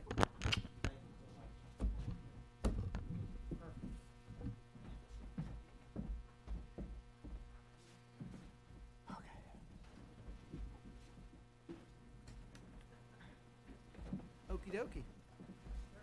Okay, moving right along. We want to thank United for the Troops. They do a wonderful job, and our men and women over there, I'm sure, just can't say enough for them. Next up will be our poet laureate, John McMullen. You didn't have to go for it, John. But can I just ad-lib for about 30 seconds about Absolutely. the Irish American, the Irish American month? Sure. Sure. My grandfather, all of my grandparents came, and they didn't used to say over. They came out of Ireland in the 19th century. And my grandfather, on my father's side, who I never knew, he died the month before I was born. He was called by Teddy Roosevelt my kind of cop, because he was a cop in New York City, and he was shot twice, thrown in the river once by a bunch of hoodlums, and he lived through it. And so Wow. that's my Irish American story. So McMullen is Irish. Is that what we're saying? Yeah. I didn't know that. Yeah, we wouldn't have figured that. Okay. That's a great story, John. The short poem, Rants and Reflections. I'm a poet, and poets write about many different things. John Keats about love, Mary Oliver about nature, Charles Bukowski about drinking and sex, and so on. On the other hand, find myself writing either about rants or reflections. I just realized in many ways that they are similar. Rants about how we got to where we are, a terribly divided country with bigotry and hatred rampant and little likelihood of change. Reflections about how I got to where I am after growing up in a seemingly united country to a wonderful wife, home, pets, friends, and community. So I'll continue. I won't or can't be a Keats, Oliver, or Bukowski, but I seem to be able to make people laugh or get angry. I guess that's enough. Thank you, John. Okay, moving along. Personnel, accept the retirement received from Maureen Connolly from the John C. Hart Memorial Library, effective April 28th, 2023. Congratulations, Maureen. All right, I'm going to convene a public hearing to consider amending Chapter 260 of the Code of the Town of Yorktown entitled Taxation. Oh, I'm sorry. We could vote on that afterwards. Adam wants it. You want to vote on that now? All right. Have a motion. So moved. Second. All in favor? Aye. Aye, there's other personnel. He just did the resolution, personnel resolution? Yes, Yeah, that's it, okay, just but the you guys- personnel. Yeah. Just the personnel. I was going to go through them all. All right. I'd like to convene a public hearing to consider amending Chapter 260 of the the Code of the Town of Yorktown, entitled Taxation. Kim, could you Excuse come me. up and? So yeah, before we get started, Luciana. I would like to recuse myself due to my husband being a volunteer at the YVAC, at the Yorktown Volunteer Ambulance Corp., and I will not participate in the public hearing. And I need to recuse myself as well. I am a volunteer firefighter in the fire district here. Thank you. Okay. I'd like to stay in my chair, though. Is that okay? You can stay right where you are. Okay. Okay. Oh, we got the public So- notice? Okay, public notice has been shown. Are we supposed to leave that up? We're good. Okay. So the amendments. Bring that mic a little closer to you. There you go. We want to hear this. You don't want to hear it. No, the amendments to the senior 467 exemption is based on the income. The income limit will go from $37,400 to $58,399. That gross income will not include veterans' disability payments. That's new. I do have to add into that, the school districts have not adopted this. County has adopted, and we'll wait on the town. School has not yet. The disabled persons exemption is the same thing with the income. Then we get into the volunteer ambulance and fire. That is just changing the service of the volunteer from 5 years to 2 years. Okay. And that's basically, And I know the volunteer ambulance folks in Mohegan are not entitled to no, this. volunteer ambulance in Mohegan are entitled. Are It's entitled. the fire. The fire aren't Right. because they have Paid. paid drivers. Correct. Or paid professional fire. Correct. If Okay. you have more than 5 members. Paid. Okay. All right. You're going to Okay. hang out for a few minutes? We may Yes, have I will. questions? Yep. All right. Anybody like to come up for public? Any part of the public? No? We good? Is that related to that, or is that in general? No, just To this. There's a public hearing for that. For this, rather.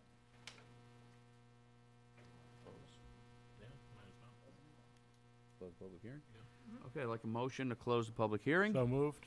Can I have a second? Second. All in favor? Aye. Opposed? Okay, motion carries. Do we want to make a motion to Yeah, I think so. I'd like to, at this point, make a motion to adopt Chapter 260 of the Code of Town of Yorktown. Can I have a motion? So moved. Second? Second. All in favor? Aye. Any opposed? Motion carries. Wonderful. Thank you. Great. Thank you, Kim. Thanks, Kim. Kim. All right. All right. I'd like to open up for courtesy of the floor. Anybody interested in courtesy of the floor? No? Oh, there we go. It's going to be an easy night. Yeah, we'll see. Tom Regan, I was here a couple weeks ago, Vice President of the YAC. Hey, Tom. Tom. How you doing, Thanks for having Tom? me here tonight. Regarding Legacy, status of the Legacy turf field, where we stand with that, drilling wise, is it safe yet? Have we gotten a report yet from the engineering firm who's doing the testing? Where it's March 7th today, our season is getting ready to start in 20 days at that field, so we're trying to see, we've already sent out registration, schedules are out. And I went to the Parks and Rec meeting last Thursday, got an update from them. I think we're about a week out, they told me to check back with them, so I'm curious if you've heard anything regarding the field statuses now, so I'll wait till after to hear about that. Okay. But we're looking for March 27th to be on the fields for that date. We are too. Okay. All right, thank you. Thank you. Anybody else for courtesy of the floor?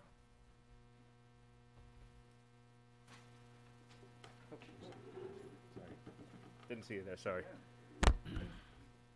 Hello, Kevin Burns, Yorktown resident for over 20 years. I wanted to thank the board for the proclamation for Irish American History Month, but I just wanted to bring up one point about the Fighting 69th that was mentioned in the proclamation. There was an Irish brigade. This is just a little history lesson for Irish Americans.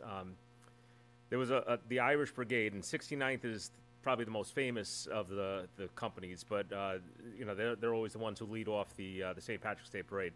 But there was also the 88th and the 63rd. So there's more than just the 69th. My ancestors fought in the 88th and died in the Civil War.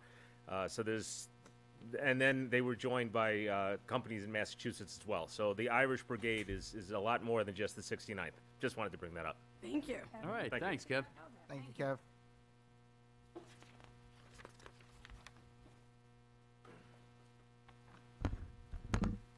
Dan Strauss, 56-year resident.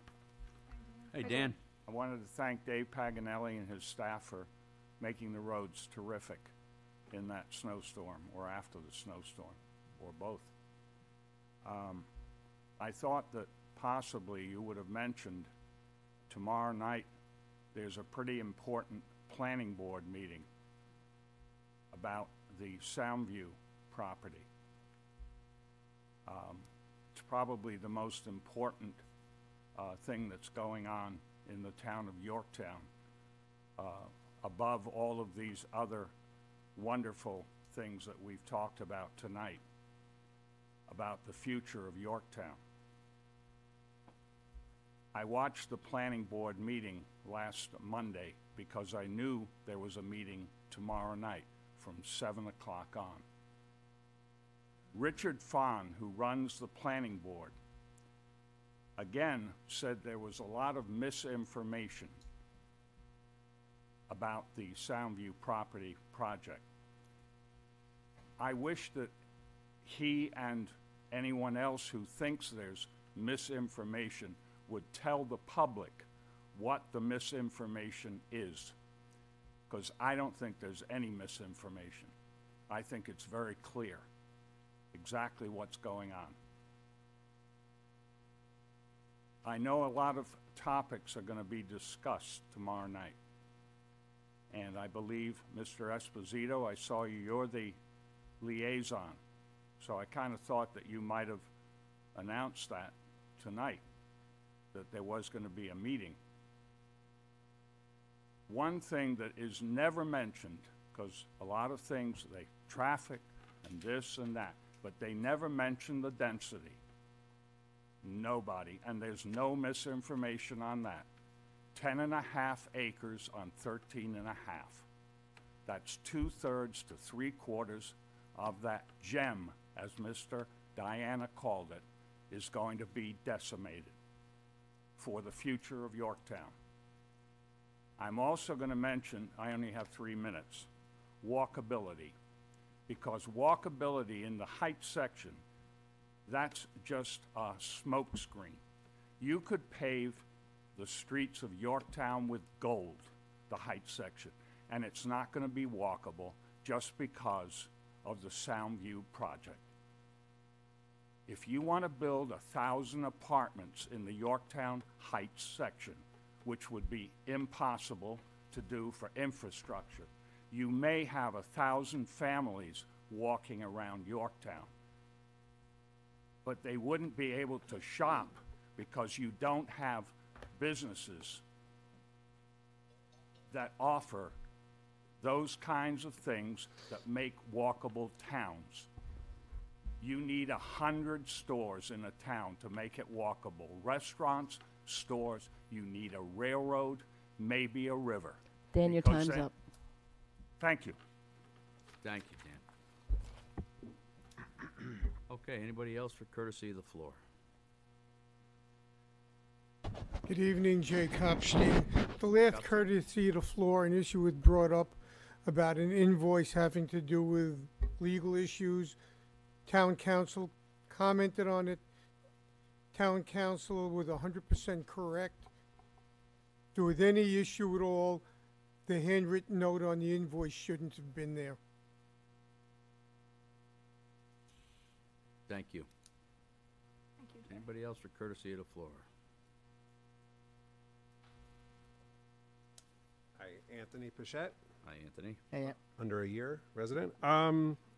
So I wanted to come up right after Dan because walkability, which is what I kind of was always going to talk about and want to talk about. So I wanted to read something from the 2010 Town of Yorktown Comprehensive Plan, which got me excited because I'm not the only one that wants some of the stuff that I'd like. It says Yorktown should have a multimodal transportation system that provides the full range of travel options for residents and improves the flow of traffic in the town. Roadways should be well maintained and safe for cars, pedestrians, and cyclists, and traffic hotspots should be improved to protect quality of life. Local streets in residential neighborhoods should have low volumes and speeds and minimal truck traffic.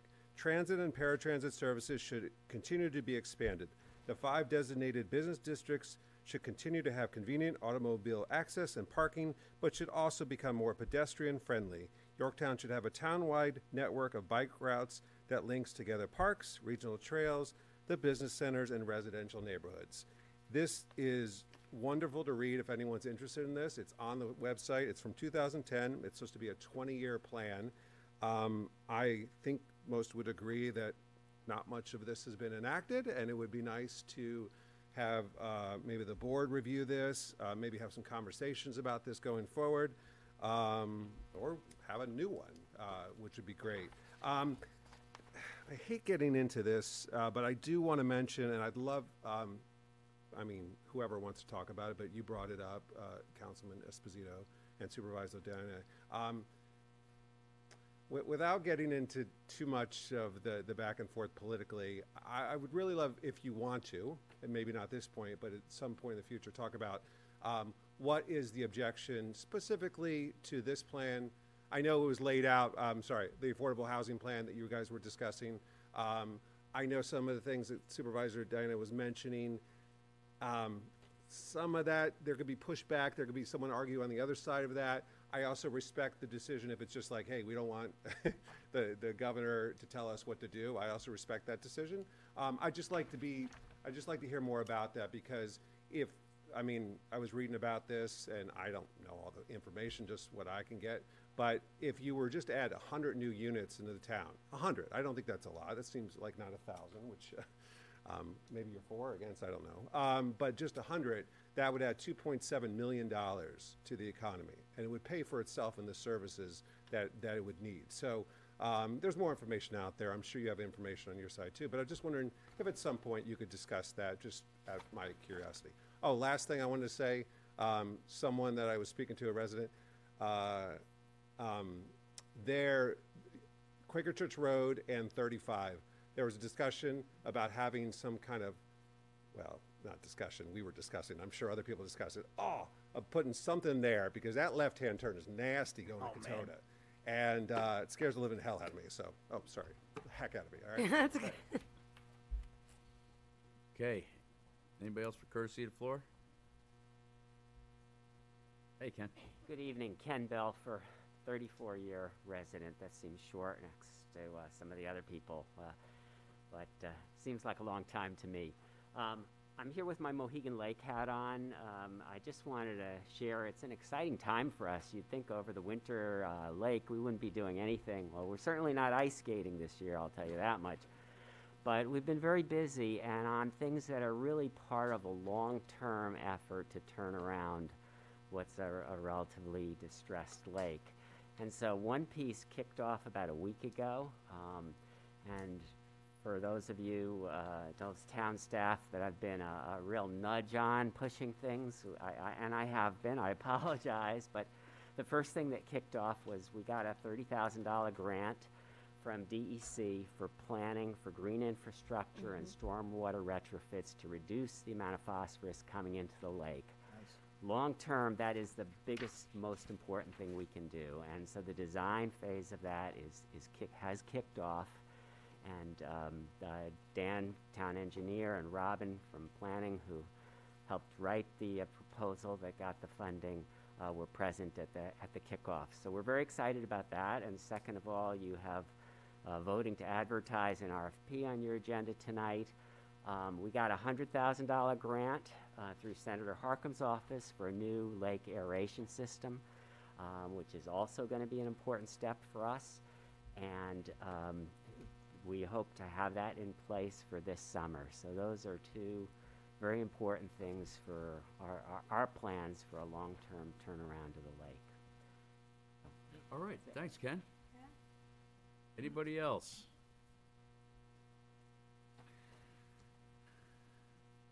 Hello, it's me again, Sarah Wilson, 32-year resident of Yorktown Heights. Just wanted to briefly mention and invite you and our residents to the next Yorktown 100 grassroots environmental event information session at the Hart Library. It's next Thursday, March 16th, and it's called Why Electric School Buses. So our purpose is to share information on the state of electric school buses, and for those people who are interested in seeing them come to our school districts in Lakeland and Yorktown, understand what the first steps might be to start that process for a pilot program, et cetera. And hopefully, we could start the process of bringing down the cost for our taxpayers and improving the health of our air, and especially the health of the air for our students and teachers and administrators and residents. So again, that's next Thursday, March 16th, beginning at 6:30 to 7:30. And where is that? Hart Library, in the community room. Yeah, Right. just 1 hour. So, thank you. Thank you, Sarah. Anybody else for courtesy of the floor?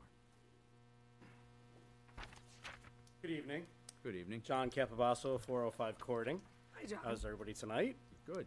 All good tones, great things. I just wanted to talk about our parks. I wear a couple different hats, being on the commission and being part of YAC. We have some great parks in town, but there are definitely a lot of deficiencies. We've been working hard with Luciana, discussing these things, and I know you guys always support the youth in our parks. We have structural things going on, so I don't know if you're getting the reports back, but it is important to us to maintain all of our parks for our kids and seniors and everybody. You know, so I went to Shrub Oak Park today. We've had a sidewalk issue there for quite a while. I think it's time that we start to, you know, address these issues. I know, Tom, you've looked at it before, and, you know, just a lot of different things in our playgrounds. And we started a program, you know, maybe a year and a half ago, and there's a lot of, you know, the playgrounds that need repair and things like that. So just keep parks in the back of your mind. As a resident, it's a selling point. We have beautiful parks, Legacy, Granite Knolls, all the pocket parks, all these different things. Not speaking for the commission tonight, just as a resident, that my kids played on a lot of those swing sets and all these things. So there is issues out there, so, you know, just to be aware. Also, you know, again, stay on a positive note. Thank you for all you do, all of you. It's easy to get up here and trash, right? So, but thank you for the hard work you put in. And last thing, while we're talking about trash, and nobody's talking about it, because it has become so much better, right? So nobody's screaming about recyclables and garbage and pickups. Mine have been flawless.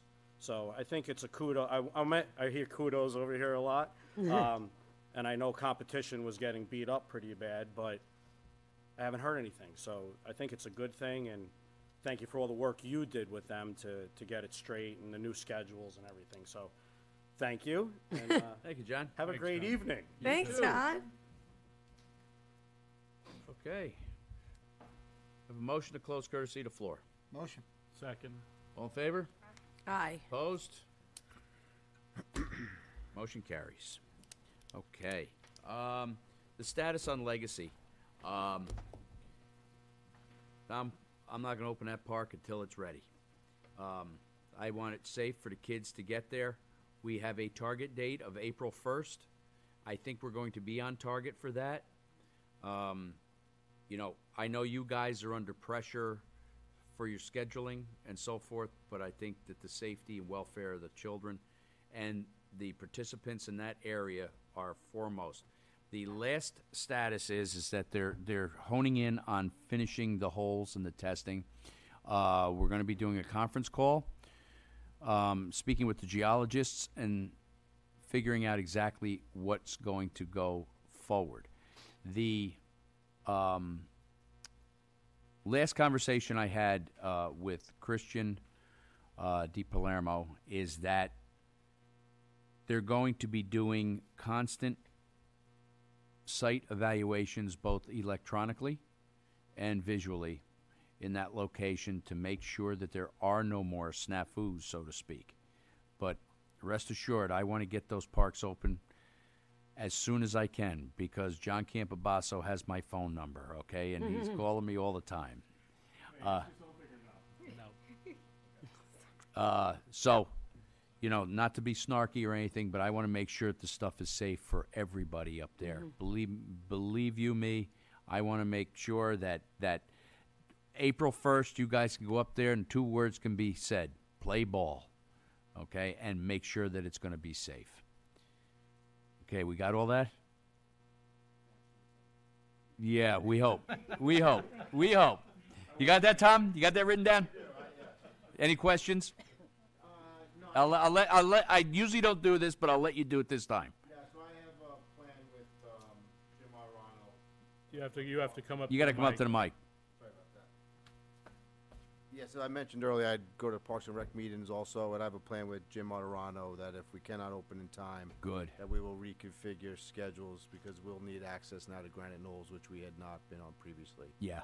So that's why I was wondering what the date is, so we can start putting that plan in motion, even if it's for a week and a half. But you know, it's very inconveniences us, soccer and YYSC, SOAC. But We get it. Yeah, We get it. Well, I'll work with Jim Arano, but we would appreciate that. Have a plan B, but I don't think you're going to need it. Okay, great. Okay, with my conversations with the powers to be. Awesome. Thank All you right. very much. You're welcome. Appreciate Yeah, we'll figure it out. Yep. All right. And as far as the meeting, tomorrow night, 7 o'clock, with Soundview and Company. I think that there'll be some good information that comes out of that meeting. If you'd like to be here, please do. Walkability, affordability, Quaker Church. Yeah, I know exactly what you're talking about, Anthony, with regard to that turn there. You're 100% right. We'll take a look at that, and we'll get it up in front of the Traffic Safety Committee.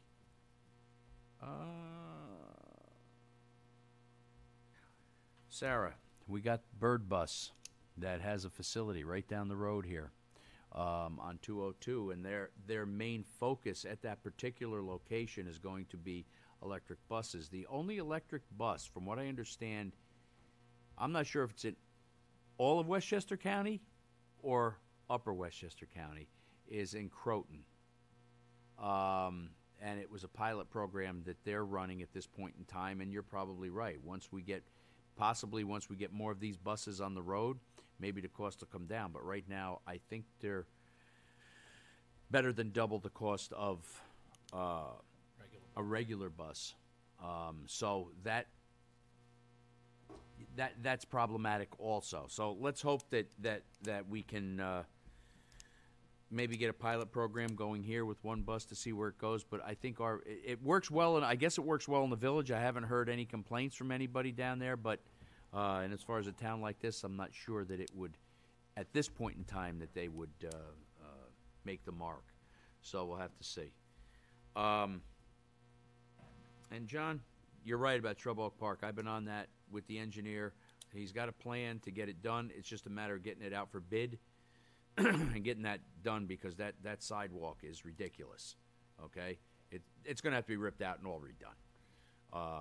And it's just a matter of stabilizing that particular soil that leads up to it, and possibly putting railings there, because that was all dirt at one time that went right down to the edge. So, all right, that's all I got. Anybody else? Yeah, I got some stuff. Mary, you want to go first? I'm good. Ed? Just, on the walkability, look, I know I live in the area, so I walk through the town all the time. It becomes a chicken or the egg type of problem. We have a lot of programs coming to town that are going to put some additional housing into the center of town, which is great. Unfortunately, what the plans are, Anthony, on the governor's side, is that they don't even have to do any environmental studies if they're putting in multifamily housing. And so there are issues with home rule and us being able to follow our zoning, our planning, and all the thought process that's there. But from the walkability issue, population density will bring businesses. Businesses will bring population density, will bring more people moving in and filling those apartments. So I think that, I think it's a double-edged sword, and I think that Anthony, once again, hit the nail on the head. If you read the comprehensive plan, which is planning to the future, it's all a matter of getting to that point. I think we've been doing a great job over the time I've been on the board, trying to have diversity in housing stock. So, hopefully more and more of that walkability will come up, and we will see more people in the streets. And I do see people all the time walking, some through the trail, some through the parks, some through the streets. But we have a lot going on in Yorktown for them. Dan, just one other thing. Thank you for the phone call the other day. Took care of that with those 3 individual places that were putting those signs out. And hopefully we won't see any more. If you do, let me know. Thank you. Anybody else? I just have one thing. Go ahead. Do you have a few things? I got a few things. Okay, I just have one thing. I want to, team parks, always, but even as team parks, one of the things I'm realizing, and I can't thank you all, who have allowed me to become an elected official, to sit here amongst these wonderful board members, but to Discovery is we need a maintenance program. Like, we have gorgeous, beautiful stuff, but even as beautiful as I like to think I am, we all need a little bit of maintenance. And one of the things that I find in the deep dive that I've had with the parks and the stuff that I bring back here, and sometimes I feel so incredibly needy when I especially torture Supervisor Diana, but it's the need for maintaining the equipment or maintaining the grounds is so much, and we made these huge leaps and bounds to have them. and then the plan of how to trickle out like a, well-oiled machine of maintenance. And I'm not poo-pooing on anybody else, but kind of now, after presidents, like it kind of just goes down to the next president. Well, this is kind of going down to Tom, and unfortunately Tom has my very incredibly loud voice for it. But with that being said, I hope, and my intention is that not only do we find some sort of repair around parks, and obviously we want to do legacy and all of the safety needs correct, but we also think in the future of what we need to maintain them. What do we need to maintain the nets? What do we need? Because when we're coming at the final draw looking for money for something, I feel like the person that gets the most disappointed are the children that are told, sorry, you can't play because we didn't think that the net's going to expire in 20 years. And I just want you to know that I'm bringing it forth. I'm aware that this is happening. I'm sure it happens in multiple departments. You need the ink to make the printer work. We need the blades to make the mowers work. We need these things. And I just want to say, I'm grateful to be here. And while I sit in this chair, like it's maintenance and preservation for sure as we make the bold leaps forward. And we do it in strides that we can own it. Not in strides where we are wishy-washy, over-promising. We do it in places where we can own it. And yeah, Tom, so I guess I want to publicly say I'm really sorry, but I'm Team Parks. So, I'm sorry. But yeah, so we're working on it, and nothing goes missed. The walkway's a thing. I've taken Tom by the sleeve and showed him the rest of Sherbrooke as well. So, it's all parts of it. That's all. Now you can have. So, Anthony, one of the big objections I have with the law and the new budget is they want to allocate and they want to put in something called ADUs, accessory dwelling units. To me, that's the proverbial illegal basement. And so if it circumvents the entire town processes, the building department, planning, all of that stuff, it's just out the window. And if the town comes in to make matters worse, if the town comes in and says, we deem this to be like not a safe thing, you as the homeowner could actually go back and appeal to a non-town entity, a state entity, and they could overturn what the planning board and the building department and what the professionals that we have built in this town have deemed unsafe. And so I don't think that should be in the purview of some state entity that's not here. It's kind of like medical, right? You got some guy determining whether or not they should remove the tumor, and the guy's a million miles away. Meanwhile, your doctor's saying this has to get removed, but the insurance company, they have final say, and that's some person that's living in Wisconsin or something like that. It's the same kind of an idea. Whereas we are the boots on the ground. We have departments that are made to do this, that have been doing this. And turning it over to someone who knows nothing about Yorktown, having the ability, that person or that entity, having the ability to overturn what the experts that we have here in Yorktown say, I don't think that's the right way to go. I understand what the law is trying to accomplish. I get that. I just don't think that it's the right way, and so now you're going to have a bunch of pop-up people living in basements. Are there the proper egresses? I don't know. They're just going to open it up, say, yeah, okay, come on. I finished my base. You could finish your basement. You don't need anything. You don't need any permission from the town. And I think that leads to dangerous situations, and of course it takes away the rule of the local rule of our departments, this town board. And I think that's why there's such intense bipartisan support against that. Because who knows best? The people that live here, breathe here, people that know every nook and cranny of everything that's going on here, or some guy or girl or group, in Albany. And that's why, that's what my main issue is. Leave it to the people who know best for their own town. And that's where I kind of come into conflict with the whole thing. Then I don't, as far as misinformation, where did you get 1,000 units from? I mean, this is the type of stuff that leads to a lot of confusion in our community. 1,000 units. Where is it of 1,000 units? You were talking about Underhill. Underhill doesn't have, they've never proposed, have they ever proposed 1,000 units? I've never heard any Underhill propose 1,000 units. If you're adding up the potential projects that may or may not happen, and that's how you got your number at 1,000, the projects may or may not happen. Case in point, there was an argument about, or a statement that was made about, there's going to be, Kmart is going to be 250 units over there, there's going to be 150 units over here. Kmart's off the mark. They're not going. They're not planning to do the apartments, or they're not planning to build their initial project. So I caution people, right? If the project is actually in front of us, that's one thing. But if the project is just some kind of pie in the sky kind of thing, and adding it and saying, "Oh yeah, it's 1,000 units," without any clarity, that's what leads to the confusion, and that's what. Hold on a second, and that's what leads to the misinformation. Case in point, a couple of weeks ago, you came up and you said that the town board, somebody on the town board, you made this general statement that we were following you. And that's another. If somebody is following you, please send me the information on who's following you. I'd like to see some evidence, of course. I'd like to see the police report, because accusing the town board or somebody, a member on the town board, of following you is a pretty serious accusation. And if somebody is following you, that's a pretty serious thing. But instead, it's just generalized statements that people make when they come up here. I understand we're on TV, but it's not a show. We take this very, very seriously here. And so that's what these types of things lead to misinformation. Truth be told, I was remiss. I did not mention the meeting tomorrow night. I actually forgot about it. And it wasn't some nefarious thing that I'm trying to keep people away from the meeting.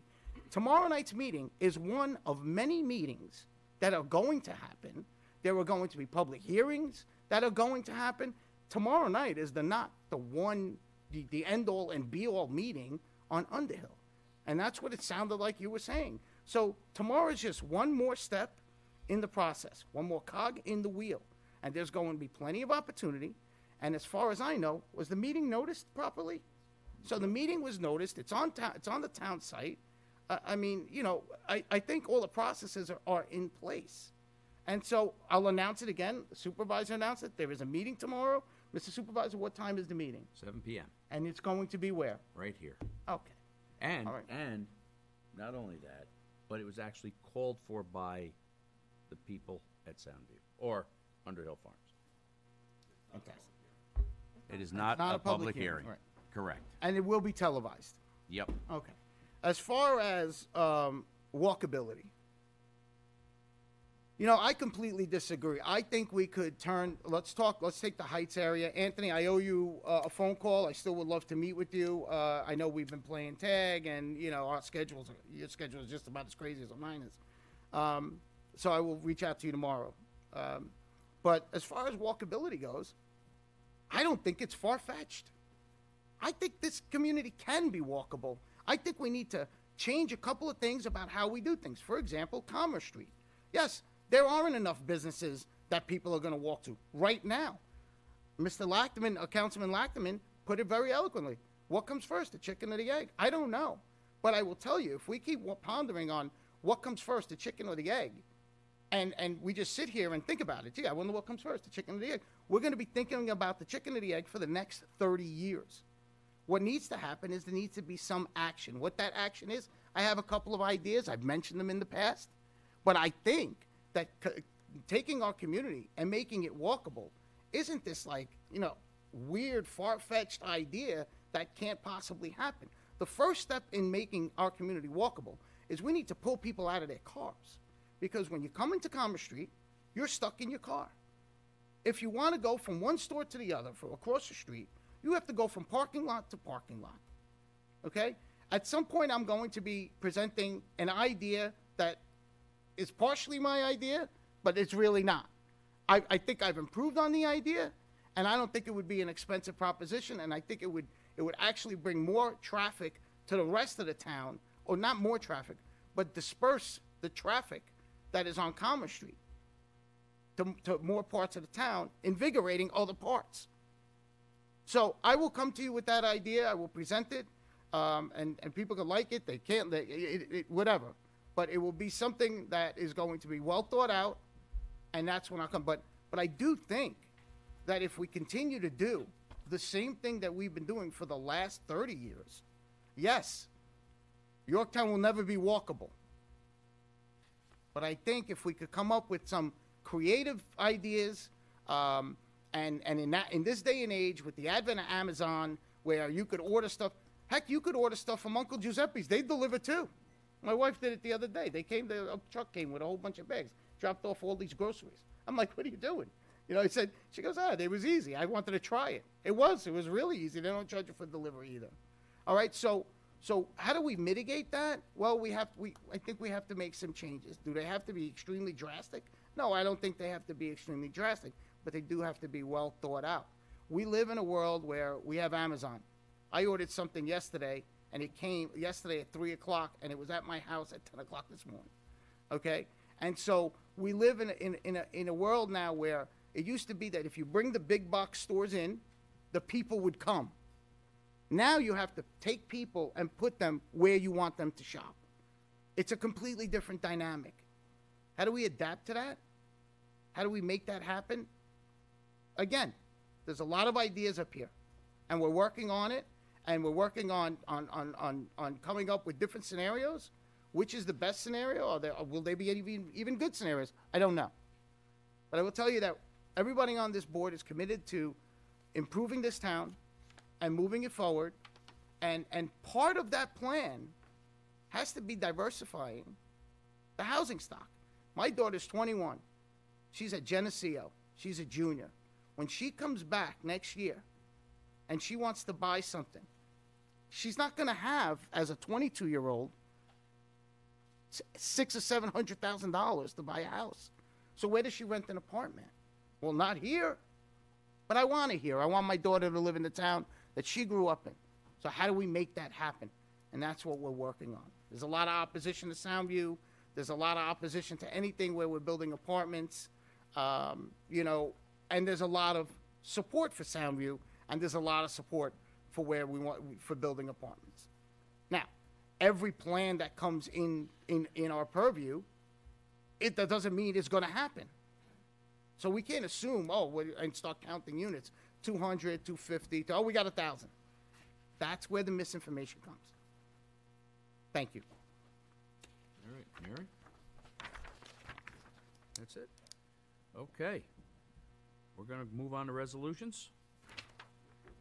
We're good. Go for it.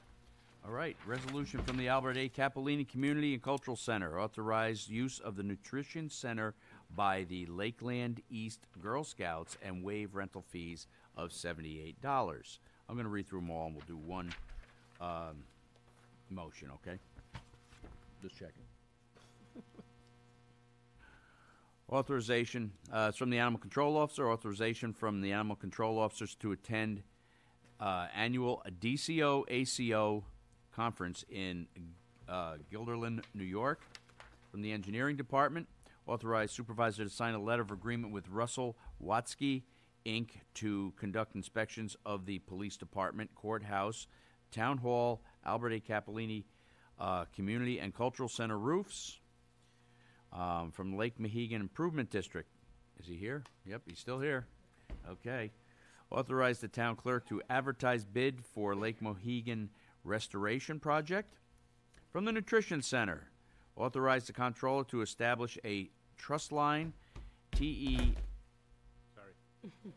You okay over there? Trust line TE 73.2 Senior Telehealth. From our Parks and Recreations Department, extend Parks and Recreations brochure bid with Chase Press for the year of 2023. From our Planning Department, authorize John Tegeter and Robin Steinberg to attend the 2023 American Planning Association National Conference and authorize Comptroller to process the following budget transfers for continuing education. From Planning Department, $2,800 to Planning Department Conferences, $2,800. Okay. Declare lead agency for review under the State Environmental Quality Review Act seeker for the proposed project located at 800 East Main Street, classifying project type as a Type 1 action under seeker, and issuing positive deck of environmental significance and requiring a draft environmental impact statement, DEIS, for the project, and scheduling a public scoping session. And from the Justice Court, accept the audit of the Justice Court, Yorktown Justice Court, prepared by PKF O'Connor Davies, LLP, for the fiscal year 2022. Can I have a motion? So moved. Second. All in favor? Aye. Opposed? Motion carries. Can I say something before you close the meeting? No. Go ahead. So I just wanted to wish my sister Rafaelina a heavenly birthday tomorrow. She would have been 56. Heavenly birthday, Raphael. Okay, motion to adjourn. So moved. Second? All in favor? Aye. Opposed? Good night, Yorktown. Motion carries. We're going to be going into closed for a little bit to discuss legal, Here, though. right here. Okay. Legal matters. And we will close. And we will from close from that.